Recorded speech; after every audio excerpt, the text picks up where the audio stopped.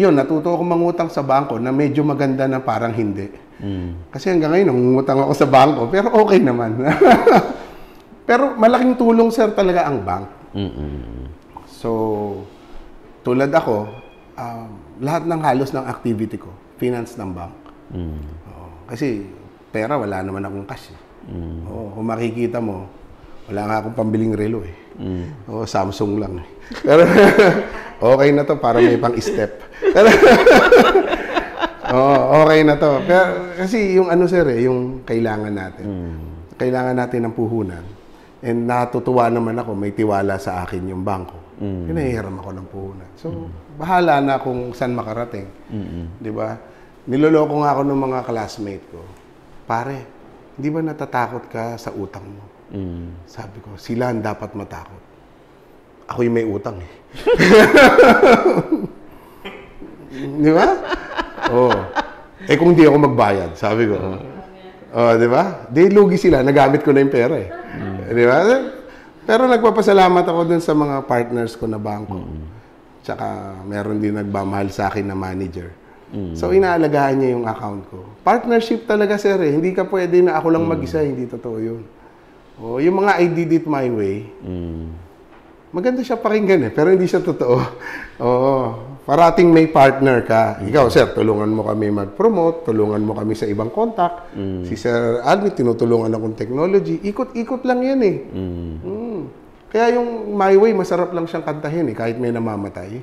Pero, medyo hindi siya totoo.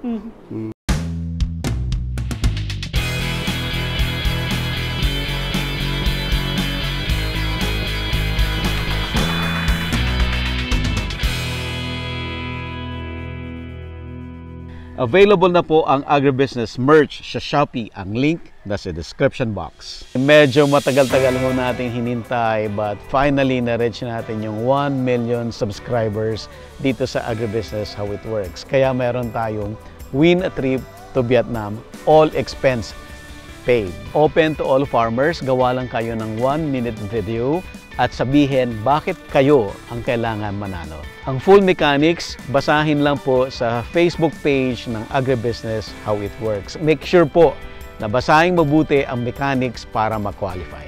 Pwede na kayong mag-post ng entry ninyo. Ang contest ay hanggang January 5, 2024. Ito po ay in partnership with Inspired Learning Tours at NutriHydro Plant Nutrients.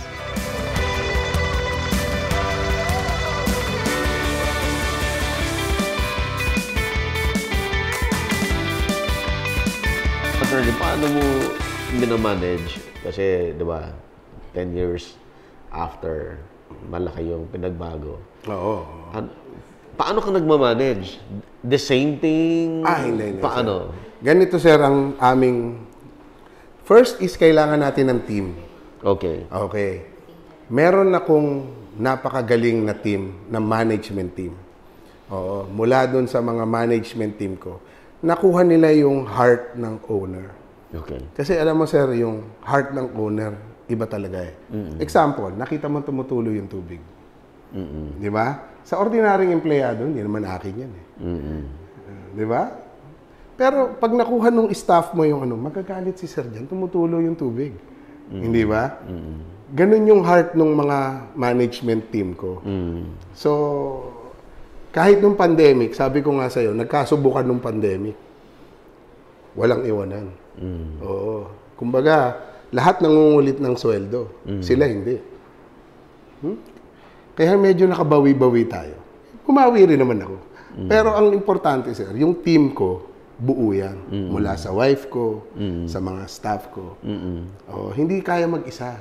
Hindi totoo yun. Paano pinili yan? Through time. Kasi sir, bonding experience yan eh.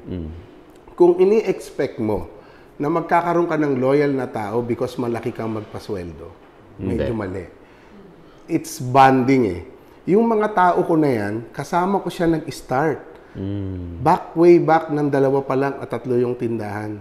Kasama ko silang kumakain, kasama ko silang bumibili ng kamote.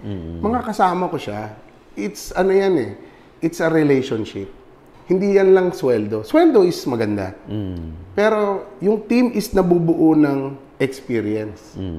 Hindi ba? So magkasama kayo, kumakain, nasiraan kayo ng sasakyan, nagpapalit ako ng gulong, yung mga ganyan. Tapos nakita nila na, uy, medyo okay pala kasama si boss Hindi naman, hindi naman siya... Tapos hanggang sa magkaroon kayo ng relationship na family. Di ba? So, we really consider them as family. Totoo yun. Hindi yung nakikita mo sa meme na, we consider you as family sa tapos palalaya. Hindi. Eto, medyo through thick or thin, magkasama kami ng management team. So, sila yung kasama ko. Actually, ngayon, bagong bukas kami sa Iloilo. And, masaya pala doon sa Iloilo. Ang sarap kumain. Totoo yung kaya nag-gain ako kagad Oo. So, ine-enjoy ko yan, yung mga tao ko. Halika, punta tayo ng Iloilo. Bakit? Titingin tayo ng pwesto. Gano'n. Tapos bonding yan. So, nakikilala ka nila in a personal level. And hindi ka pwede makabuo ng team na, ngayon, ikaw. Team tayo Hindi. Through the years yan, sir. Don Benitos will be celebrating 15 years sa March. So, ang tagal kong kasama niyan. Lalo nung driver, alam mo, meron ako isang driver dito. Nag-apply sa akin ng driver, hindi marunong mag-drive. 12 years ago. Sa sobrang galit ko, kasi nag-apply ka ng driver, hindi ka pala marunong mag-drive. Alam mo, pinalipat ko Tumabi ka dyan, sa L3. Ako magmamaneho. Ganito magmaneho, sabi ko ganyan, di ba? Hanggang ngayon, nandiyan pa siya. Kasama. Siya naman na head ko naman ng drivers, of maintenance. Ganun talaga, sir. You cannot build a team overnight. Kaya nga yung Gilas, bilib na bilib ako, nanalo kasi bagong team lang sila, di ba? What more kung nakapaggawa sila ng magandang plan? What more yung mararating nung team na yan? So kami, ganun din.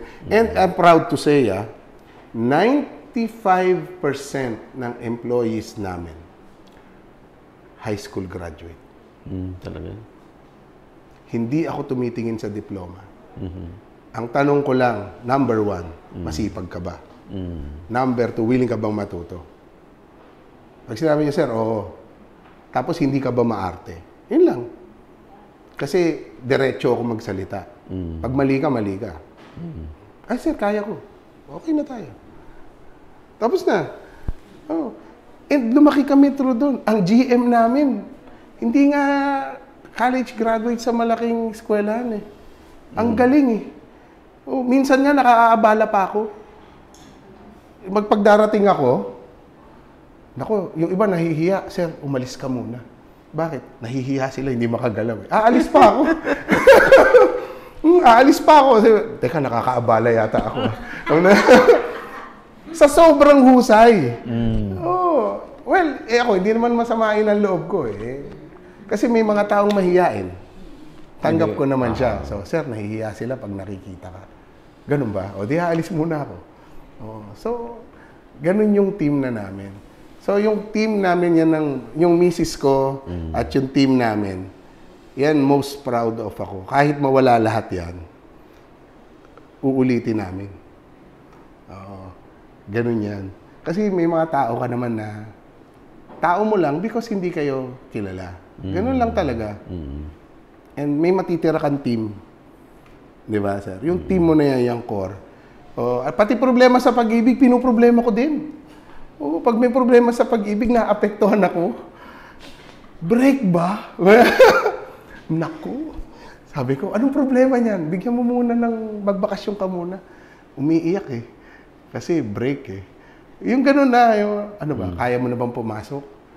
Sir, nalulungkot pa ako. Magbakasyon ka muna. Hindi mo pa kaya Ganun talaga. Tapos, sir, okay na po ako. Ganyan. Tuwing nakikita ko po siya, nasasaktan ako. Hindi, wag mong tignan. Mga ganyan. Magkatrabaho sila? Oo, marami ako. Marami ako dito niyan. Nako, sir. Alam mo dito sa opisina ko, ang pinaka-enjoy moment ko, pag nakakaalam ako ng chismis. Kasi, talaga, hindi naman na lumalabas sa opisina ko yon, pero Pag nalalaman ko, nako, sabi ko na nga ba, di sila nagdikit eh. Parang, oh, na-envelope yata, na-envelope. Oo, yung iba pasok sa envelope eh, mga ganyan. At saka sir, ang pinagbabawal kong text dito, kumain ka na ba? Nandiyo nagsisimula yun eh. Oo, pag nag-text yung tao ko na sa iba, kumain ka na ba? Naku, ayan na yan. Naku, sumunod yan, ulam ka na. Sabi, kaya sinasabi ko talaga, ayoko nagte-text ng ganyan. And ang policy namin, alam mo sir, meron kaming twice a year na psychologist na meron kami sa office na mga payo-payo. Soul care, parang ganyan. Na sana wag ka magpakamatay, yung mga ganyan. Kasi, hindi ko alam eh, ba't ba yung tao ngayon, ang solusyon sa problema, magpakamatay. Nung bata ako, sa Blooming Treat, wala naman akong kalaro nakaisip niyan. Papatayin ka namin, naisip namin. Pero yung kami magpapakamatay, parang hindi ko naisip yun. Di ba, pag yung mga magkakalaro kami sa Blooming Treat sa palengke, alam mo, patayin natin yung loko-loko yan eh. Parang ganyan, di ba? Pero yung, parang magpakamatay tayo, parang walang nagsabi sa akin noon. So, sa akin, nahihirapan ako intindihin yan bakit gusto mong tapusin ang buhay mo. Regalo yan. Di ba? So, kung ikaw ay may problema, huwag ka magtanim ka ng kamote para malapit ka sa lupa. Di ba? Pero, wag mong tapusin yung life mo. Baka mamaya kasi, tinetesting ka lang ng Diyos. Ang problema, mabilis mo naman bumigay. Alam mo sir, yung mga pinakamalaking problema ko, yun ang nagpatibay sa akin. Like what? Marami, sir. Example? Alam mo ba, na-demanda ako? Lawyer ka din naman. Alam mo ba yung inis na, bakit dinadamay niyo ko? Nananahimik ako eh. Dinadamay niyo ako dahil ba ako yung lawyer ng ganyan? Dinadamay niyo ako? Alam mo yun, naiinis ka? Kasi nananahimik ka eh, dinadamay ka eh. Diba? Tapos minsan naman, may darating na kamote, December, mag-New Year. Di syempre, excited ka, magpe-prepare ka. Puro bulok yung dumating. Di wala kang paninda. Magte-13th month pay ka eh. Di ba? 13th month pay, magpe-permit ka sa January. So, alam mo, hinahabol mo lahat yan. Oo, habulin mo lahat ng December. Sabi ko, naku, alam mo, nung panahon na yun, nagbenta ako ng property. Sabi ko, kakapusin tayo. Ibenta mo na tong isa. Butit marami kang pwede ibenta. Kasi sir, hindi ako nag-iipon ng cash. Mahilig ako sa hulugan. Parang parang Bombay. Hulugan, ganyan. Sa palengke kasi kami ganun eh, di ba? Mas malaki value pag binenta mo. Yes. Kasi sir, example ako, lahat ng kinikita ko ngayon, normally, binabayad ko sa loan. Pag may sukli, binibili ko ng lote. Ang laki nun. Yung sukli, nakakabili ng lote. Hulugan. Alam mo ba sir, ang libangan namin mag-asawa, pagka may for sale, ang tatanungin namin sir, okay lang ba sa yung hulugan? Bakit? Yun muna ang tanong. Gusto namin yung lote mo, sir, pero wala kaming cash. Uhulugan ko na lang kung gusto mo. 3 years, 5 years, ganyan. Yung iba naman, binibigay kasi okay lang. Hindi naman nila kailangan ng pera na malaki, ganyan. So, inuhulugan ko yun, gagawa. Kaya marami akong kontrata na contract to sell eh. So, naka-pattern na ako. Sir, okay ba sa ito? So, ang gagawin ko, sir, issuehan kita ng cheque. Tapos, huhulugan ko siya unti-unti. And then, through the years, kasi yung pera kasi natin, sir, siyempre nagdi-deflate eh. So, one way of protecting the value of your money is to create asset. Di ba? So, kung hindi ako marunong sa alahas, wala akong alahas, hindi rin ako marunong sa stock market, masyadong komplikado para sa akin. Ang maiintindihan ko lang lote. So, yan lang yung ko. Diyan lang ako bumibili. Kasi ang lote, madaling basahin. Okay. Magre-research ka lang. Di ba? Titignan mo yung sukat. So, pag binili mo yung lote, ano ginagawa mo sa lote? Kasi, binabayaran mo na yan monthly kasi nakakontract to sell ka. Di palabas yung pera mo. Ipon. Ipon mo yun? Yun ang ipon ko. Yun ang ipon mo. Yun ang ipon Rather ko. than nasa bank. Yes. Pagdating naman sa health, meron naman akong health insurance. So, in case of emergency, ma-hospital ako, wag naman sana, may magbabayad ng hospital bills. Hindi ba? Pero yung cash, konting-konti yung cash ko. Ilan? Maliit lang, sir. Actually, ang laman ng... maniniwala ka ba? Ang laman ng wallet ko, 500. Oh, 500. Oh, ayan, oh. Wala akong masyadong cash. Oh, 500. Baka nandun sa kotse. Wala. Yung pag-open mo, nandun Alam mo naman, sir, ang tinda... Alam mo naman ang tinda ko, kamote, hindi naman epektos. Oh. Actually, yung mga tao ko, alam na nila pagkasama nila ako. Magdala kayong cash. Walang cash si sir. Alam na nila yan. Kasi sir, di ba, ito experience to ng maraming tao. Pag marami kang cash sa bulsa, di ba? Pa, daddy, bibili ako ng ganun. Bibili ka? O teka, di ba? Ano ba? Bibili ka ganun. Minsan, magugulat ka na ubos yung 10,000 mo, hindi mo alam kung saan nang napunta. So ako, ang practice ko, pagka bibili ako, padadaanin ko sa listahan. Sa opisina. Dumaan ka sa listahan. Sabi ko sa anak ko, dumaan ka doon, humingi ka ng pera, mag-sign ka. Para na monitor natin. Di ba? So, kasi, ano sir pag liquid yung cash sa'yo, ang dali ka hingan Hindi ka nakakapag-isip. Pag liquid, hindi ka nakakapag-isip. Loose money siya, no? Oo Di ba? Kuya, pahingi ako ng 300. 300. Di ba? Ganyan.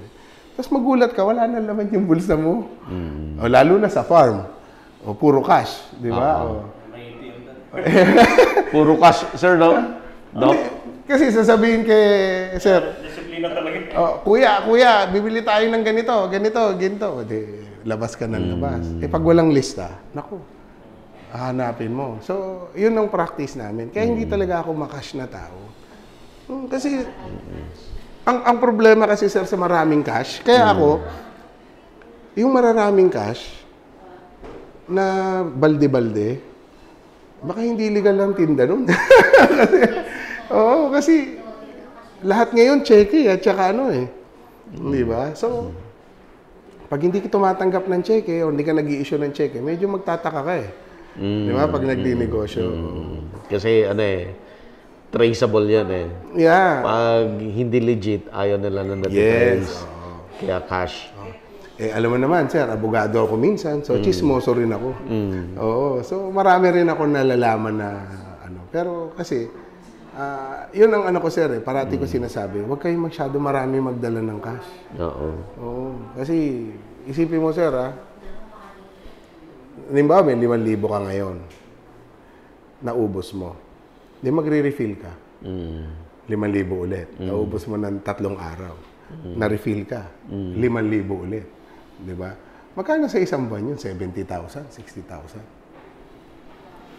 Pero akala mo, parang Starbucks, lang yun, parang parang kape. Ano lang yun, kung saan lang napunta. Alam mo ba, sir, na hindi ako nagkakape sa labas? May baon akong kape. Parang? Nanghihinayang ako 200 pesos. 200 pesos sa isang kape. So, nanghihinayang ako parang 200. Yung kape ko sa bahay na tigagawa, parang 10 piso lang ang cost Brewed coffee.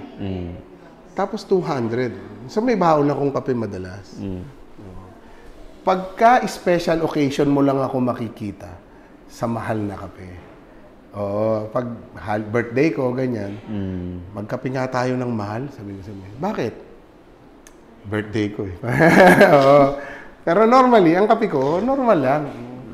Kasi sir, kinumpute ko na yan 200 per day. 7,000, 6,000 a month yan Pag ikaw lang. Pag ako lang, may Siyempre, kadate. pag nagkape ka, kasama may kadate ka pa. May kadate ka pa. Siyempre, medyo maangas ka. maglagay ka pa ng sandwich. Magkano yung sandwich? 180. O di 600 na. Di ba? Ang minimum wage, halos 600. 620 sa Manila, di ba? So, ubos na yung minimum wage mo. So, ano na mangyayari? Kung binata ka, dalaga ka, by all means, wala kang, enjoy mo yung pera mo. Pero syempre, pagka... At saka nagsiset ako ng example din sa mga anak ko. Hindi tayo gastos ng gastos. Hindi ba? So, kumain tayo sa bahay. Yan. So, normally, bihira kami kumain sa labas. Kumain tayo sa bahay. Kasi, sir, pag kumain ka parati sa labas, nawawala na yung charm ng restaurant. Hindi ba? Pag dati, sinabi sa'yo ng nanay mo, kakain tayo sa Jollibee o so kung saan man, ang sasabihin mo nung bata ka, di ba? Yeah. Pero dahil nag-accustom ka na sa kanya, Wala nang appeal. Di ba? So ako, bahay tayo. Para pag nagpabili ako ng restaurant food or something, kinikilig ka naman ng konti. Di ba? Ganon siya eh. Hindi tayo pwedeng, pag puro hotel lang kain mo, after 5 days, ayaw mo na. Diba? Ang isa lang ang hindi ko pinagsasawa ang pagkain. Ginisang munggo. Ginisang munggo. Alam ng anak ko yan, pag nag-abroad kami, tatawag na yan dun sa bahay. Paluto nyo na yung munggo ni daddy. Alam na nila, kahit saan ako mapunta, basta pag uwi ko, dapat may ginisang munggo. Kasi yun ang kinalakihan ko eh. So, enjoy ako dyan, ginisang munggo. Sumasakit na nga minsan yung, ganito ko. Tinitiis ko lang eh. Ganun. Kasi sir, sometimes, makikita mo yung mga nakikita mong tao, napaka-complicated ng buhay nila. Di ba? Kami ni Sir Richard, kakain kami, pagkain, di kakain tayo. Simple lang. Di ba? Tubig. Matagal na kayo nag-partner ni Doc Richard? Tatagal na kami magkakilala. Kaso ngayon kasi nagplanta na ako, so madalas na kami. Kaya, kumbaga, eksakto parehas kami ng adhikain. Pero kasi si Richard, medyo mahihain. Camera shy. Ay, yung taniman. Ang tagal kong kinonvince sa Doc Richard na gumawa ng remake ng Kasama. Ilang taon Sophia, di ba? Nakita ni Sophia, Doc, yung messages ko sa'yo. Sabi ni Sophia, Dad, every year ka nagme-message siya. The same message mo kay Doc. May timing lang siya ni Sir Bobby. Medyo camera shy kasi to. Sabi niya, pag tamang panahon, para sa mangga yan eh. Pag pinitas mo sa wala sa panahon. Sir, hindi mo sinabi sa akin tumanggi ka. Dapat tumanggi muna ako. Timing tayo. Hindi tuloy ako nakapagpakipot. Sinamoyan na kita. Mag-tigla eh. Ikaw magluto, ako magtatapos. Sana nakapagpakipot man lang ako kahit konti. Di ba? Walang magluluto ng tanim. Ay, kasi excited ako nga. Kasi naalala kita. Madami akong tanong kay Doc, reserve ko pag sa farm. Sir, baka labasan ka ng niya. Chart. Chart natin. Kami naman, ako sir, nag-enjoy talaga akong magtinda ng kamote, makipag-usap sa mga nadadagdagan yung knowledge ko. Okay naman ako dyan.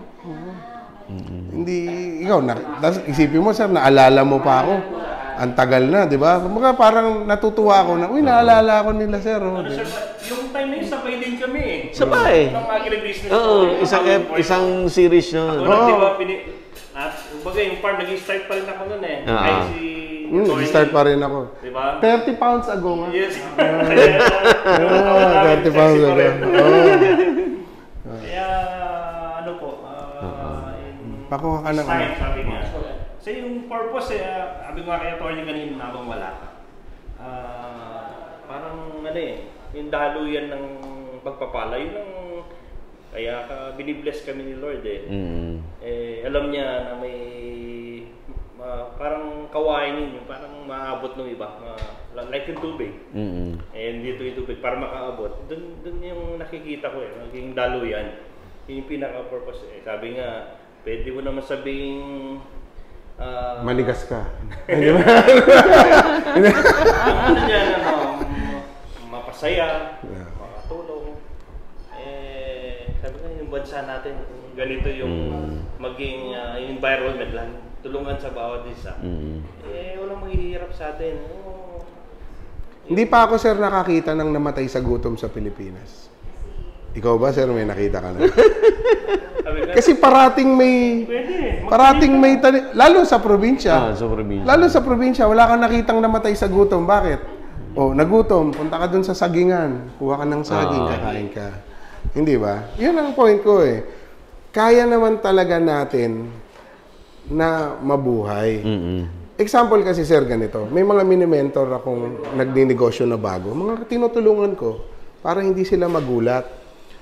Ako, I like teaching bata. Yung mga nagsisimula magnegosyo. Kaso may mga bagay sila na hindi matanggap. Sa mga, yung pag negosyante ka, minsan wala ka talagang oras eh. May trade-off talaga. Alam mo ba, sir, ang unang language ng anak ko, yaya. So, umiiyak yung misis ko. Sabi ng misis ko, bakit yaya yung unang ano? Sabi ko, yaya yung parating kasama eh. Di syempre, yan ang una, di ba? Sabi ko, magtiis ka lang kasi pagka nakaluwag-luwag tayo at hanggat bata pa sila, mababalikan mo yung anak mo. Di ba? At pag nangailangan ng pera yan, maaalala ka? Sir, tama ba ako? Di ba? Oo. Di ba? Yung mga bata, mahirap yung humingi ng pera, wala kang may bigay. Sabi ko, pag dumating ang panahon, sabi ko sa misis ko, at nangailangan yan, pupunta sa yan. At may ibibigay ka. Hindi ba? Pero titiisin mo talaga yung iyak ng anak mo. Example, papunta kaming Iloilo ngayon. Sabi ng anak kong bata, Ma, ba't aalis ka pa? Huwag ka na sumama kay daddy. Si daddy na lang magtrabaho. Parang, hindi, kailangan namin tapusin eh. Di ba? So, malulungkot ka din, di ba? Kaso, kailangan mo siya gawin eh. Di ba? Walang libre, sir. May trade-off. May trade-off. May trade-off. So, sometimes, sabi nila, parang hindi yata worth it yung trade-off, sabi niya. Yung trade-off, bahala ka na kung hanggang saan yung kaya mong i-tolerate. Di ba? So, ako talaga, nung mga bata sila, bukas 24 oras ako. So, papasok ako ng office, bibili ako ng 9 p.m. sa Balintawak, magluluto ako ng mga 5, papasok ako ng 8. Ganyan yung buhay ko nung nagsisimula. So, hindi ako nakakagimik. Yung ibang abogado, alika, gigimik tayo sa BGC, mga ganyan. Hindi ako nakakagimik nung araw. Trade-off yun. Ngayon na pwede na akong gumimik, mataas naman ang sugar ko. So, kaya hindi naman ako makainom. Life is unfair. Trade-off talaga, sir eh. Di ba? Nung kumbaga dati, pwede akong uminom, kaya nung katawan ko, pero kailangan kong mag-work. Ngayon naman, may pambili na tayo ng pang-inom, hindi naman kaya nung katawan ko.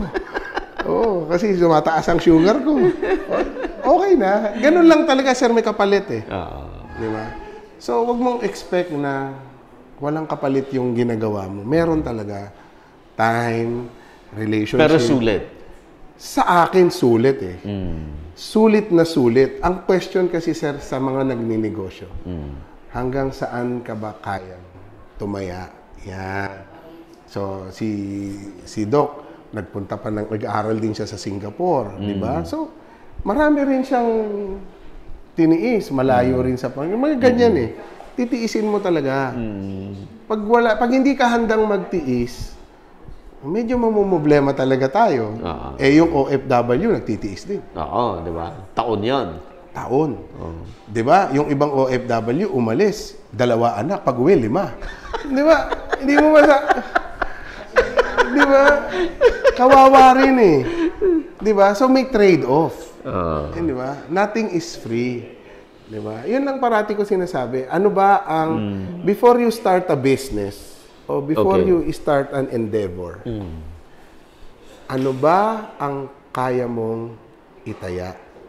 Yan, di ba?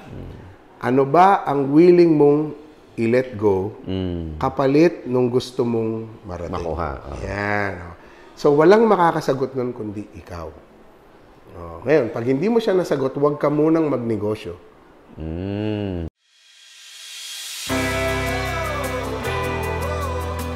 Kasama natin si Ma'am Sel Ocampo ng Inspired Learning Tours. At ngayon, pag-uusapan natin yung ating upcoming tour, Ma'am, sa Vietnam. Dalat City, Vietnam, sa January 24 to 27. To 27. Ba't naisip natin na mag-Vietnam tayo this time? Sa Dalat po, makikita yung talagang very advanced greenhouse technology. Napakalayo na po ng Dalat pagdating sa technology na to. Actually, dahil po dito, ang Dalat po ang #1 producer ng vegetables and cut flowers in entire Vietnam. Ganun na po sila ka-advance. So, sa tour po na to, magkakaroon po tayo ng chance na makapunta sa mga farm kung saan ginagamit itong technology na to. Yung mga participants po, maaari nilang makita kung paano ginagawa ito from the concept to the choosing the proper plants, yung proper varieties. Makikita rin po nila yung automation ng irrigation or iba pang aspect ng greenhouse. Nandito rin po yung mga technology na wala pa dito sa Pilipinas. Wala pa. Kaya napakaganda po na kung may mga farmers na gusto mag-invest dito, sana makita na muna nila yung standard ng greenhouse technology. Kasi talagang from the concept hanggang dun sa harvest, yung post-harvest at saka packaging, yun po yung makikita natin sa Vietnam. Talagang comprehensive po pagdating sa greenhouse technology. Sikat ang coffee ng Vietnam. Opo. Kaya sabi namin, hindi pwedeng walang coffee kasi pupunta tayo sa Vietnam. Sa ngayon po kasi, Vietnam is now the #2 coffee producer. Yes, after Brazil in the world. Ganun na po sila kasi kalaki pagdating sa coffee production. Makikita nyo hindi lang yung coffee farm, yung farm mismo, makikita nyo rin po kung paano nila in-integrate ng maganda ang agritourism. So, from touring the farm itself, pati yung picking ng beans, perfect po kasi yung time na punta natin. Pula po ang mga beans na ready for harvest pagpunta natin doon. So, papakita po nila pati yung paano mag-brew. So, yung buong process po, ipapakita nila sa atin hanggang makagawa tayo ng coffee. Okay, Ma'am Sel, paano? Pwede po ba silang humabol? Kaya pa? Opo, meron pa pong mga ilang slot. Pa-prioritize po natin yung mga tuloy-tuloy po yung registration at sa payment. So, mag-message lang po kayo sa Inspired Learning Tours sa Facebook page namin, or you can call 0917-506-6876 para po matulungan namin kayo sa registration. Kasama po natin ngayon si Sir Buddy at ang kanyang team. Nauna yung topic nun, Sir, parang yung social media in your farm. No? Pero ngayon, level up na, Sir. Mas konting in-depth. Pag-aaralan mo ngayon yung social media mo, paano yun nag-work, ano yung mga strategies, para mo interpret yung data, para magamit mo talaga doon sa decision making, paano mo ipopromote yung iyong farm. Available na po ang agribusiness merch sa Shopee. Ang link nasa description box. Agribusiness, how it works. Instruct, inspire, succeed.